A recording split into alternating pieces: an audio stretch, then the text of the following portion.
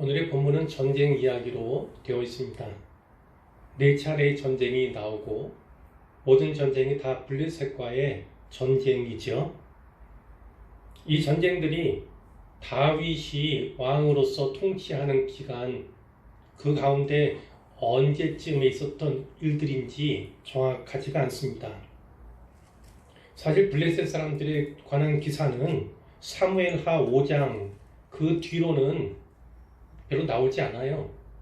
이스라엘에게 위협을 가하는 그런 종족이 아닙니다. 그렇게 본다면 다윗의 통치 초기에 있었던 일들이다 이렇게 볼 수가 있죠. 문제는 본문 15절에 다윗이 피곤함에라는 말이 나오는데 이 말을 어떻게 해석하는가 그것에 따라서 좀 달리 볼 수 있는 것이 됩니다. 예를 든다면 영어 성경에 보면요, 이그조스트라고 하는 그런 단어를 쓰고 있어요. 지치다, 소모되다, 혹은 기진맥진하다 이런 의미를 가진 거예요. 그러니까 단지 그 전투에서 피곤하다는 그 뜻으로 이해하느냐, 아니면 그의 연약한 상태, 그 연약한 상태가 그의 나이 때문이냐, 그가 연로하기 때문이냐, 어떻게 보느냐에 따라서 달리 해석할 수 있는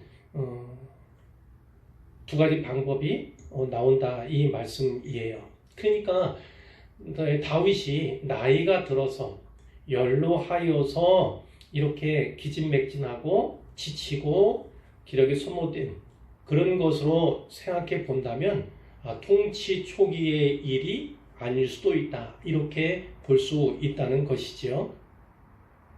자, 본문 말씀에 보면요, 네 차례의 전쟁 이야기가 나오잖아요. 자, 첫 번째는 15절부터 17절까지의 처음 것이 나옵니다. 자, 블레셋 사람이 다시 이스라엘을 쳤습니다. 쳐들어온 거지요. 자, 근데 다윗이 부하들과 함께 내려갔다는 건 대부분 이스라엘 땅이 그 고지대에 있어요. 고지대. 예루살렘은 물론이고요. 자, 고지대에 있고 그 블레셋이 쳐들어오는 곳은 대부분 평원이기 때문에 고지에서 내려가는 그런 형태를 취하고 있습니다. 자, 내려가서 블레셋 사람들과 싸우게 되었는데 다윗이 피곤했다 말씀드렸어요. 이 싸움 때문에 피곤한 것인지 연로하여서 기진맥진 힘이 다하여서 그런 것인지는 사실 잘 알 수가 없는데, 어찌되었든 거인족의 아들 중에, 이 거인족이라고 하면요 보통은 르바임 족속을 말합니다. 그러니까 이 블레셋에 속한 르바임 족속을 말하는데, 그 거인족의 아들 중에 무게가 300세겔 되는 노창을 들었어요. 노수로 만든 창을 들었는데 300세겔이나 되었다. 그 300세겔이라는 거는 약 3.4kg 정도의 무게다 이렇게 보시면 되고, 또 창만 아니라 세 칼을 가졌다는 거죠. 그의 이름은 이스비브놉이라고 하는 사람이었어요. 그 이스비브놉이 다윗을 죽이려 하는데 다윗이 일대로 맞서 싸우기가 어려운 상황이었던 거죠. 위기일발의 상황에 놓이게 된 거예요. 그때 수리아의 아들인 아비새, 이 아비새는 요압 장군의 동생이죠. 그 아비새가 다윗을 도와서 그 블레셋 사람을, 그 이스비브놉을 쳐 죽였다는 것입니다. 이렇게 위기를 잘 모면하게 되었는데 이제 걱정이 되는 거예요. 이 추종하는 사람들이, 부하들이 걱정이 됩니다. 그래서 이제 맹세를 시키는 거예요. 맹세를 왕에게. 왕은 다시 우리와 함께 전쟁터에 나가지 마옵소서, 이스라엘의 등불이 꺼지지 말게 하옵소서, 이렇게 얘기를 하면서 이제 맹세하라는 거지요. 반드시 그렇게 하셔야 합니다. 맹세하라는 거예요. 자, 여기에 등불이 꺼진다 그런 표현이 나오는데요. 이 등불이 꺼진다는 것은 곧 죽음을 의미합니다. 죽음을 의미하는 거예요. 욥기 18장 6절에 수아 사람 빌닷이라는 사람이 말을 하는 것 가운데 이런 내용이 있습니다. 악인의 빛은 꺼지고 그의 불꽃은 빛나지 않을 것이요 그의 장막 안의 빛은 어두워지고 그 위에 등불은 꺼질 것이요. 등불이 꺼진다. 이것은 결국 죽음을 의미하는 거예요. 잠언 13장 9절에도 이런 말씀이 있습니다. 의인의 빛은 환하게 빛나고 악인의 등불은 꺼지느니라. 악인의 등불은 꺼지느니라. 이것은 죽음을 넘어서 죽음을 지나서 멸망까지도 의미한다. 이렇게 볼 수가 있는 거예요. 어쨌든 등불이 꺼진다는 것은 생명이 다하는 것, 죽는 것, 그것을 의미한다고 볼 수가 있는데, 자, 그보다 더 중요한 것은 다윗을 그의 추종자들이 이스라엘의 등불로 표현하고 있다. 그렇게 부르고 있다는 거죠. 그러니까 다윗이 얼마나 그들에게 중요한 존재인가, 중심된 인물인가 하는 것을 이제 나타내고 있다. 이렇게 볼 수가 있는데요. 역사서 가운데 열왕기가 있지 않습니까? 이 열왕기 기자는요, 3번에 걸쳐서 하나님이 다윗에게 주신 등불 때문에 이스라엘 그리고 다윗의 후손으로 왕위에 오르는 그 왕들의 진노를 거두셨음을 이제 기록하고 있어요. 예를 든다면 열왕기상 11장에 보면요, 거기에 누구 기사가 나오냐면 그 선지자 아히야라는 사람이 나와요. 그 선지자 아히야가 여로보암에게 말을 하죠. 여로보암이 아직 북왕국 이스라엘의 왕이 되기 전이에요. 그 아히야 선지자가 이 여로보암과 둘이 함께 있게 되었는데 마침 이 아히야가 새 옷을 입고 있었거든요. 근데 자기가 입은 새 옷을 쭉 찢어서 12조각을 냈어요. 12조각. 이것은 행위로 이제 보여주는 거죠. 하나님의 뜻을 계시하는 거다. 이렇게 볼 수가 있는 거예요. 예언하는 것인데, 자, 여로보암에게 이렇게 얘기했습니다. 이 12개의 조각 가운데 너는 10조각을 가져라. 이스라엘의 하나님 여호와의 말씀이 하나님이 이 나라를 솔로몬의 손에서 찢어서 빼앗아 10지파를 내게 주겠다. 오직 내 종 다윗을 위하여, 솔로몬의 아버지 아닙니까? 내 종 다윗을 위하고 이스라엘 모든 지파 중에서 택한 성읍 예루살렘을 위하여. 그러니까 내 종 다윗을 위하고 예루살렘을 위하여 한 지파를 솔로몬에게 주겠다. 솔로몬의 아들에게 줄 것이다. 이렇게 말씀을 한 거예요. 자, 12개 지파 가운데 10지파는 여로보암에게 주고 한 지파만 솔로몬의 자손에게 주겠다. 이렇게 얘기하는 것인데 그 이유가 나옵니다. 왜냐하면 그들이 솔로몬만 아니라 솔로몬의 백성들 또 솔로몬의 후손들도 말하겠죠. 그들이 나를 버리고 아스타롯과 그모스와 밀곰을 경배한다. 그러니까 그 가나안 족속들이 섬기는 우상들, 그 우상들을 경배한다는 거예요. 또 이 솔로몬이 그의 아버지 다윗이 행함 같이 아니하여 내 길로 행하지 아니하고 내가 보기에 정직한 일과 내 법도와 내 율례를 행하지 아니함이니라. 이렇게 하나님께서 이유를 말씀하십니다. 그러나 내가 택한 내 종 다윗이 내 명령과 내 법도를 지켰으므로 내가 그를 위하여, 다윗을 위하여 솔로몬의 생전에는 그의 손에서 온 나라를 빼앗지 아니하고 주관하게 할 것이다. 그 나라를 주관하게 할 것이다. 그러나 그의 아들 손에서 나라를 빼앗아 10지파를 여로보암에게 주겠다는 거예요. 그러니까 이 솔로몬에게는 한 지파만을 주어서 내가 거기에 내 이름을 두고자 하여 택한 성읍 예루살렘에서 내 종 다윗이 항상 내 앞에 등불을 가지고 있게 하리라. 아멘. 자, 어떤 겁니까? 결국은 다윗을 위하여 또 하나님께서 택하신 그 성읍 예루살렘을 위하여서 한 지파는 남겨주겠다는 거예요.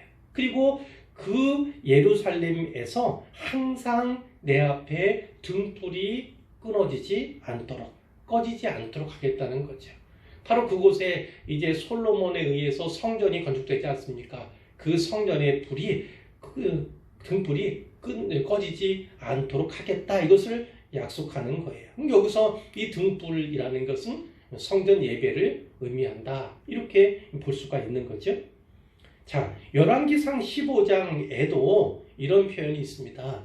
이제 아비암이라고 하는 사람이 유다 왕이 됩니다. 이 아비암은 누구냐면 솔로몬의 아들인 르호보암의 아들이에요. 이 르호보암의 아들이 유다의 왕이 되는데, 자, 그의 어머니의 이름은 마가, 암몬 사람입니다. 암몬 사람. 암몬 사람에게서 난 그 아들인데요. 자, 그 아비암이 그의 아버지 르호보암이죠. 르호보암이 이미 행한 모든 죄를 행하고 그의 마음이 다윗의 마음과 같이 아니하여 하나님 여호와 앞에 온전하지 못하였으나, 온전하지 못하였다. 그러나 그의 하나님 여호와께서 다윗을 위하여, 또 나오죠. 다윗을 위하여 예루살렘에서 그에게 등불을 주시되 그의 아들을 세워 뒤를 잇게 하사 예루살렘을 견고하게 하셨다. 이렇게 나옵니다. 자, 이 아비야함이 다윗의 길을 따르지 않았어요. 다윗의 마음을 좇지 않았습니다. 오히려 르호보암의 죄를 따랐을 뿐이에요. 그러나 그를 망하게 하거나 그 자손이, 그 아들이 왕위를 계승하지 못하도록 하지는 않으셨다는 거죠. 예루살렘에서 그에게 등불을 주셨다. 그러니까 왕위가 계승되게 하셨다. 이렇게 해석할 수 있어요. 또 열왕기하 8장 19절에 보면요. 19절에 보면 이 내용입니다. 전후가 유다왕 여호사밧의 아들인 여호람이 왕이 되었어요.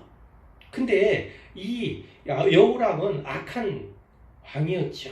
그 악한 이유가 무엇이냐면 아합의 딸, 북왕국에서도 악한 왕 중에 악한 왕으로 속하는 그 아합의 딸이 그의 아내가 되었어요. 그러니까 북왕국과 남왕국 간에 통혼을 한 거죠. 자, 그래서 아합의 집, 북왕국의 그 아합의 집과 같이 행하였는데 그 때문에 여호와 보시기에 많은 악을 행했어요. 그러나 거기도 역시나 악을 행하였으나 여호와께서 그의 종 다윗을 위하여 유다 멸하기를 즐겨하지 아니하셨으니 이는 그 이유를 이야기합니다. 그와 다윗과 그의 자손에게 항상 등불을 주겠다 말씀하셨음이더라. 이렇게 말씀하고 있는 것이죠. 여기 등불은 어떠겠습니까? 이제 다윗 왕조가 계속해서 계승되도록, 그리고 그 계승은 하나님께서 다윗과 맺으신 언약, 즉 다윗 언약을 계속해서 이행하시기로 약속하셨기 때문이다. 이렇게 우리가 받을 수가 있는 것이지요. 시편 132편 17절에 이런 말씀이 있어요. 내가, 시인의 입을 통해서 하나님께서 말씀하시는 거예요. 내가 거기는 어디냐면 시온에서, 내가 시온에서 다윗에게 뿔이 나게 할 것이다. 다윗에게 뿔이 나면 무슨 이상한 존재로 바꾼다는 얘기가 아니라 그 뿔은 권세를 의미하고 능력과 힘을 의미하고 그리고 영광을 의미하는 상징적인 단어입니다. 자, 뿔이 나게 한다는 건 권세를 주고 능력도 주고 힘도 주고 영광 주겠다. 영광스럽게 하겠다. 이런 약속의 말씀이에요. 내가 내 기름 부음 받은 자를 위하여 등을 준비하였도다. 역시나 이 등은 등불을 의미하는 것이고 영어 성경에는 내내 램프 이렇게 번역이 되고 있어요. 하나님께서 그에게 등을 주시겠다. 등을 준비하겠다. 이렇게 말씀해 주셨다는 것. 그것을 우리가 이해하면 되겠고요. 자, 이제 나머지 부분들 두 번째, 세 번째, 네 번째 전쟁 이야기가 나오는데 이 다윗의 용사들이 여기도 또 나오고 앞에 전쟁 이야기와 더불어 네 개의 전쟁 이야기에서 거인 장수 넷을 죽였다는 것을 그 중요한 내용으로 하고 있어요. 자, 18절입니다. 그 후에 다시 블레셋 사람과 곱에서 전쟁할 때 이 곱이 어딘지는 사실 알지를 못해요. 자, 그때 후셋 사람 십부게라고 하는 사람이 거인족의 아들 중에 삽이라고 하는 사람을 쳐 죽였다. 그 내용이 나오고요. 19절에 보면 다시 블레셋 사람과 곱에서 전쟁을 하게 되었는데 그때는 베들레헴 사람 야레오르김의 아들인 엘하난이라는 사람이 누구를 죽였습니까? 가드 사람 골리앗. 아시죠? 다윗이 어렸을 때 소년기에 죽였던 장수, 거인 장수가 골리앗인데 그 가드 사람 골리앗의 아우인 라흐미를 죽였다. 그 자의 창자루는 마치 배틀채 같았다. 그러니까 골리앗처럼, 형 골리앗처럼 그 아우인 라흐미 역시도 큰 거인 장수였음을 알 수가 있는 거죠. 자, 20절에 세 번째 전쟁 이야기입니다. 이번에는 가드에서 전쟁을 하게 되었는데 이름은 나오지 않아요. 키가 큰 자 가운데 한 사람이에요. 특징은 그가 키가 아주 컸고 뿐만 아니라 손가락과 발가락이 6개씩이에요. 우리는 다 합해서 20개잖아요. 이 사람은 모두가 6개씩이라서 6, 4, 24, 24개의 손가락, 발가락을 가진 사람. 역시 그도 거인족 사람이었다. 이렇게 얘기를 하는데, 자, 그 사람이 이스라엘 사람을 능욕했어요. 그러니까 능욕했다는 어떤 겁니까? 조롱하고 비난했습니다. 마치 전에 골리앗이 이스라엘 그 군사들 앞에 나와서 항호를 벌이면서 조롱하고 비난했던 것처럼, 뿐만 아니라 여호와 하나님에 대해서도 조롱했던 것처럼 아마 그런 능욕을 했던 것 같아요. 그러니까 그때 누가요? 다윗의 형 가운데 셋째 형이에요. 삼마의 아들인 요나단이 나가서 그를 죽였다는 것입니다. 그리고 22절 마지막 절은 이 네 사람, 앞부분부터 지금까지 네 차례의 전쟁에서 가드의 거인족의 소생이 다윗과 그의 부하들의 손에 다 넘어졌다. 이렇게 그 전쟁 이야기를 요약하고 있으면 우리가 볼 수가 있는 것이지요. 여기에 골리앗 아우에 대한 이야기도 나오는데 역시 이 용사들도 마치 어린 시절 소시적의 그 다윗과 같이 이 용기를 가지고 믿음으로 나아가 싸운 것을 우리가 볼 수가 있는 거죠. 그들도 마찬가지였을 거예요. 다윗이 전쟁의 승패는요, 누구에게 달려있다고요? 하나님께 달려있다. 이렇게 이야기했던 것처럼 그들의 손에 들린 창이나 또 칼과 같은 무기가 아니라 하나님께 달려있다. 전쟁은 하나님께 속하였다. 이런 믿음으로 나아가서 싸웠음을, 그리고 승리했음을 우리가 알 수가 있는 것이지요. 자, 이 말씀을 통해서 이제 결론으로 나아가 보도록 할 텐데요. 몇 가지만 살펴보겠습니다. 오늘은 네 차례의 블레셋과의 전쟁 이야기가 있고 아주 짤막짤막하게 나와요. 그리고 그때 거인 장수들이, 블레셋 거인 장수들이 이 다윗의 용사들에 의해서 하나하나 죽임을 당한 그 내용들이 있죠. 다윗의 용사들은 왕을 위해서 왕에게 충성을 다하면서 결국 이스라엘 나라를 지켜낸 그 용맹을 우리에게 잘 보여주고 있는 거죠. 바로 그들에게서 우리가 배워야 할 것이 있는데 그것이 첫 번째. 이 다윗의 용사들은요, 결국 다윗 왕을 지킬 뿐만 아니라 이스라엘 나라를 구원하는 그런 용맹을 떨치는데요. 자, 이 다윗 왕도 하나님께 충성을 다한 왕이지만 이 다윗 왕에게도 이렇게 충성을 다한 부하들, 장수들, 용사들이 있었음을 우리가 기억해야 하는 것이지요. 그들이 거인 장수를, 아주 위협적이고 두려움의 대상이었던 그 장수를 물리쳤다. 물론 그것도 빛나는 일이고 빛나는 전적이지만 그러나 더 우리가 확실하게 살펴야 하는 것은 바로 신실한 충성심이다. 믿음이다. 이것을 우리가 붙잡아야 할 줄로 믿습니다. 우리는 모두가 하나님께 의해서 부름받은 자들이고 또 특별히 용사로서 싸우는 자로서 또 병사로서 부름받은 자임을 우리가 기억해야 하는 것이죠. 서로가 서로에게 협력하면서 서로 돕고 섬기면서 하나님께 충성을 다할 때 하나님 나라가 든든하게 서가고 확장되게 될 것을 우리는 믿습니다. 그 믿음을 모두가 가지시기를 부탁을 드리고요. 두 번째는 이런 말씀을 드리고 싶어요.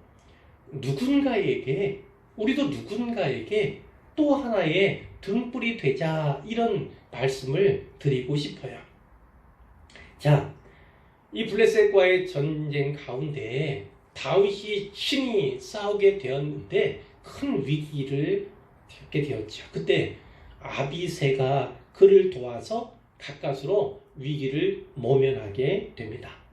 그 일을 있고 난 뒤에 모든 추종자들이, 따르던 부하들이 이렇게 얘기를 합니다. 왕은 다시 우리와 함께 전쟁터에 나가지 마십시오. 이스라엘 등불이 꺼지지 말게 하십시오. 이렇게 얘기를 하는 거죠.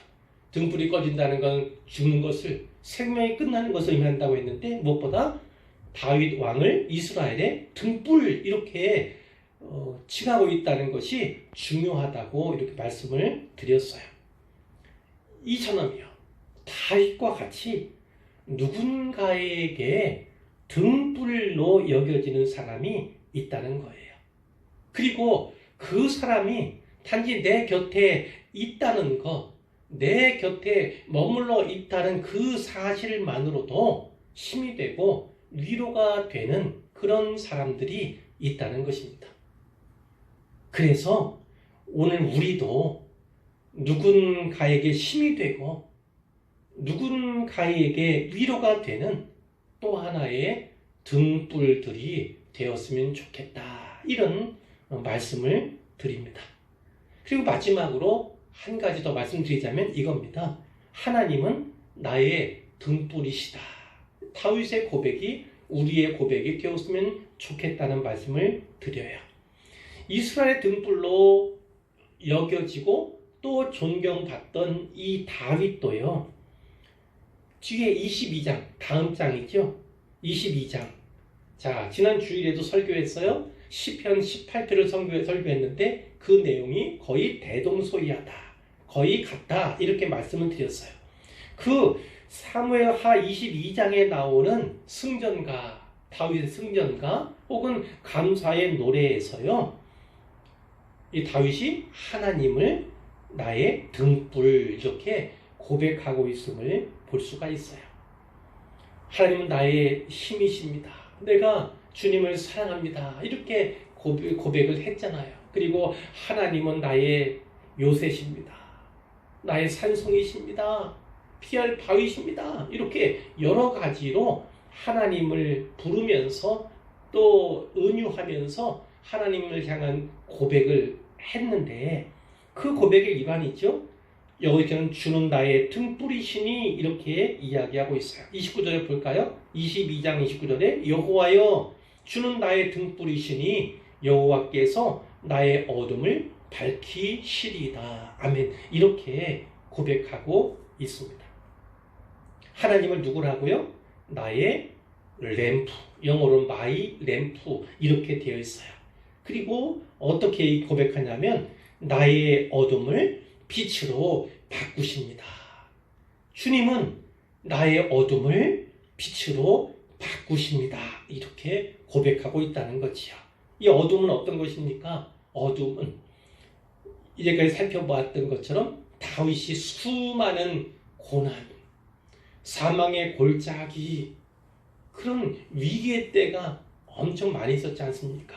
자, 그럴 때마다 하나님께서는요, 그 어둠의 때를 빛으로 바꾸셨다는 거예요. 생명으로 바꾸셨고, 그리고 하나님께서 형통케 하시고 능하게 하셨다는 것을 다윗이 고백하는 것이지요. 자, 말씀드렸죠. 이 사무엘하 22장의 이 시와 시편 18장의 시가 거의 동일하다고 말씀드렸는데, 그런데 시편 18장 28절에 같은 내용이긴 하지만 조금 다르게 기록되어 있고 번역이 되어 있어요. 거기는 어떻게 되어 있냐면, 주께서 나의 등불을 켜심이여, 주께서 나의 등불을 켜심이여, 여호와 내 하나님이 내 흑암을 밝히시리이다. 이렇게 노래하고 있음을 우리가 볼 수가 있습니다. 주께서 나의 등불을 켜심이여. 아까는 주는 나의 등불이시니, 조금 어감이 다르죠. 주님께서 나의 등불이 되어주실 뿐만 아니라 그 등불이신 주님께서 내 인생에, 내 가슴에 등불을 켜주시는 분이다. 이렇게도 우리가 받을 수가 있는 거예요. 결국은요, 우리가 어떻게 주님께서 나의 등불이 되시고 어떻게 주님께서 나의 등불을 켜주시는가, 그것을 묵상할 수가 있는데, 그 좋은 그 해답이 바로 시편 119편에 있지 않는가 생각을 합니다. 119편 105절에 보면 우리가 잘 아는 말씀이 있죠. 주의 말씀은 내 발의 등이요 내 길의 빛이니이다. 이렇게 고백하고 있는 것을, 시인이 고백하고 있는 것을 우리가 볼 수가 있습니다. 하나님을 나의 등불이라고 고백하고 간증하는 것, 그리고 그 하나님께서 내 인생에, 내 가슴에 등불을 켜주시는 분으로 살아계시는 것, 그것은 우리가 하나님의 말씀을 내 발의 등으로 받고 내 길의 빛으로 받는 그런 믿음, 하나님 말씀을 가까이 하고 그 말씀으로 말미암아 불일 듯 내 안에서 열정이 타오르는 그러한 과정을 통해서 진짜 새로운 고백, 신실한 고백을 계속해서 해나갈 수 있지 않을까, 이런 생각을 하게 됩니다. 하나님을, 우리 주님을 나의 등불로 고백하는 믿음이 모두에게 있기를 원합니다. 그리고 그 믿음을 가진 자로서 나도 누군가에게 힘이 되고 위로가 되어주는 또 하나의 등불이 되었으면 좋겠습니다. 그래서 우리의 삶 속에서 하나님 나라를 위해서, 하나님 위해서 충성을 다하고 날마다 주의 말씀을 등불로 삼고, 그리고 빛으로 삼아서 한 걸음 한 걸음 하나님을 의지 삼아 나아가는 모든 성도님들 되시기를 주님의 이름으로 축원합니다.